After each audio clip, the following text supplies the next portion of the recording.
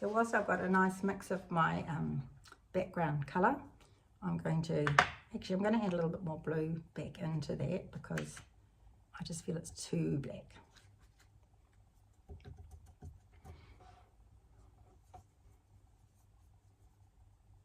And then I've got some blue here. So what I'm going to do is I'll turn my reference image around like so, and I'm actually starting here, and I'm going to work this way. So I'll go into that corner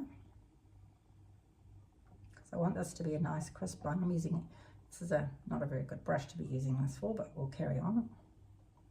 So I'm putting pressure on, and this doesn't have to be exactly the same as the picture. If you make a mistake, just redefine the edge. So there's my blue, lovely dark blue. Now what's happening up here? Comes up and then it's a little peak. So what I've painted is a bit raggy, but I'm not going to worry about that.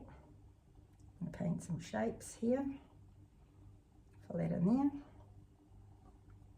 and it seems to step in. And then up and around. So that's the blue. Now I'm going to change to the black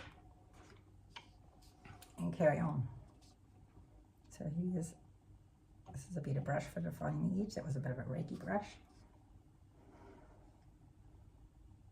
So remember, you're creating the shape of the petal. So you don't want the curves to go in the wrong direction. So just watch what you're doing and focus on shaping the petal, not filling in the background.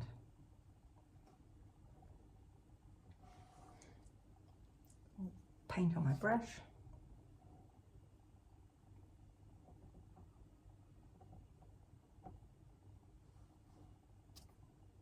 I'm not sure what that one's doing, but it looks like a curve. Maybe like so. And you're thinking, oh, it's wet on dry, aren't I going to get a mucky hard edge? Yes, but then I'm going to go in and I'll show you what happens when we put water on here. I could have wet this corner first, or I could have done it, or I could do it like this. So I'm going to go in with a big brush and I'm going to go in and tease that edge and let it run out, because I don't want it all solid. I want there to be a suggestion of light in there.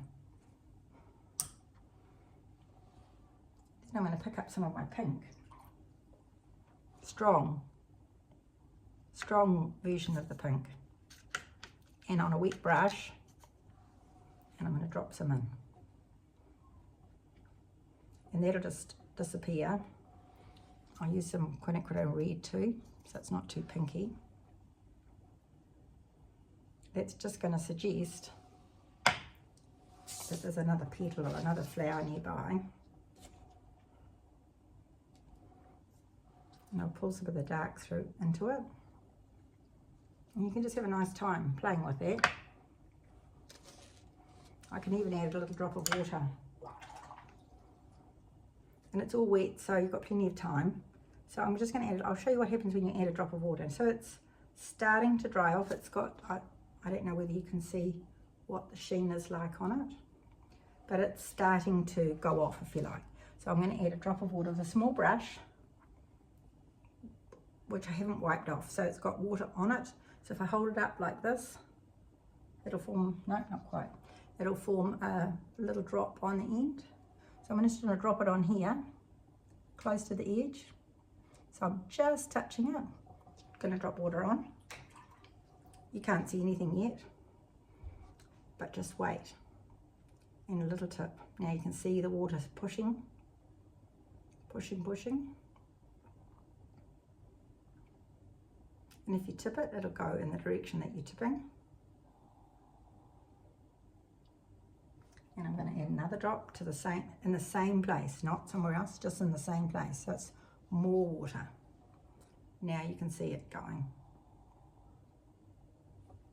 Now I've got a puddle of water on the corner there. So I'll just wick it up.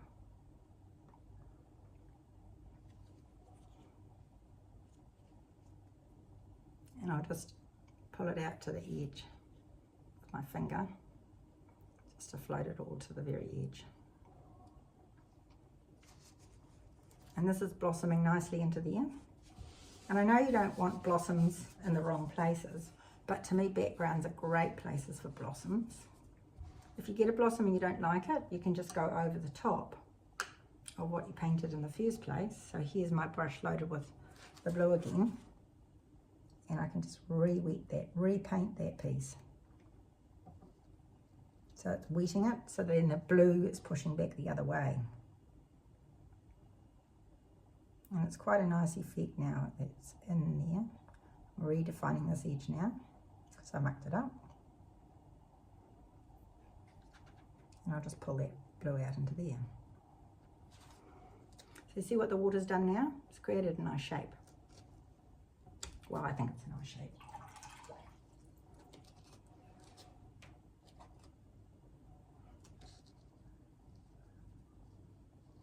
Just adding a little bit more water onto the top of the blue. I'll pull it out to the edge of the paper and I'll tip it. And to me that's a much more interesting background than what I did at the bottom, but that's just the bottom. So that shows you two ways of doing it. You start with a really strong mix, and I probably don't have to do anything else, but what it's done is it's really defined the flower, pushed the flower forward, and the background goes back. If that dries and you don't like it, you can just paint over the top with a darker colour.